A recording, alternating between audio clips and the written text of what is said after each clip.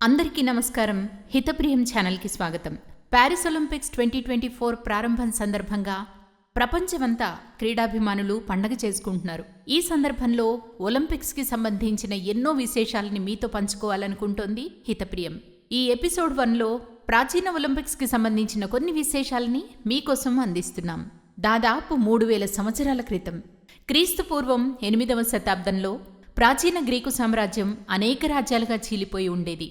Greek రాజ్యాల మధ్య తరచుగా యుద్ధాలు జరుగుతూ ఉండేవి.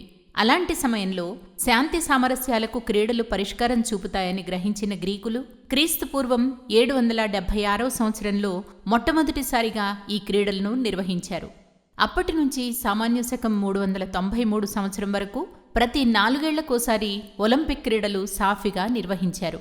ఏన్షియంట్ ఒలింపిక్స్ కింగ్ ఆఫ్ గాడ్స్గా గ్రీకులు నమ్మే జియోస్ గౌరవార్థం నిర్వహించేవారు.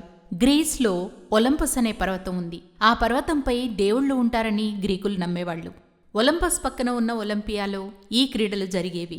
ఈ క్రీడల్ని మతపరమైన ప్రయోజనాలకు, తమ సంస్కృతిని ప్రతిబింబించేందుకు, అలాగే తమ వారు గెలవాలని జంతుబలులు కూడా ఇచ్చేవారు. మొత్తం మీద మత, సంస్కృతి, రాజకీయాల మేళవింపు ఈ ప్రాచీన ఒలింపిక్స్ అని చెప్పవచ్చు. ఆ రోజుల్లో ప్రాచీన ఒలింపిక్స్ జరుగుతున్నన్ని రోజులు ఆ దేశ ప్రజలు పనులు కూడా ఆపివేసి ఒలింపియా స్టేడియానికి పరుగులు పెట్టేవారు. ఏన్షియంట్ ఒలింపిక్స్లో క్రీడాకారులే కాదు, ఎవరైనా పాల్గొనే అవకాశం ఉండేది. అందుకే కొరోబస్ అనే వంటవాడు అందులో గెలిచి మొదటి ఒలింపిక్ ఛాంపియన్గా నిలిచాడు.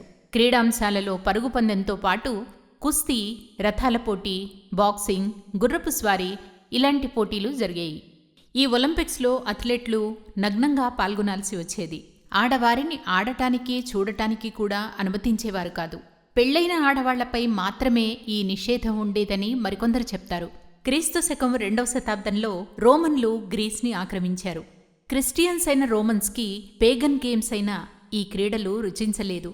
అందుకే రోమన్ చక్రవర్తి థియోడోసియస్ ఈ ఒలింపిక్ క్రీడలను నిషేధించారు. ఆ తర్వాత ఒలింపస్ పట్టణం వరదలు, భూకంపాల కారణంగా కాలగర్భంలో కలిసిపోయింది. రోమన్ చక్రవర్తి థియోడోసియస్ కారణంగా మరుగున పడిన ఒలింపిక్ క్రీడలకు తిరిగి జీవం పోసిన ఘనత ఫ్రాన్స్కి చెందిన క్రీడా పండితుడు పియరే డి కోబర్టిన్కి దక్కుతుంది. అందుకే ఫాదర్ ఆఫ్ మోడర్న్ ఒలింపిక్స్గా ప్రసిద్ధి చెందాడు.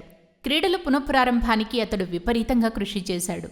అతడి పట్టుదల మూలంగా 1896లో మొదటిసారిగా ఏథెన్స్లో ఆధునిక ఒలింపిక్ క్రీడలు అంటే మోడర్న్ ఒలింపిక్స్ ప్రారంభమయ్యాయి. ఒలింపిక్స్కి చెందిన మరిన్ని విశేషాలతో నెక్స్ట్ ఎపిసోడ్లో కలుద్దాం. జై హింద్.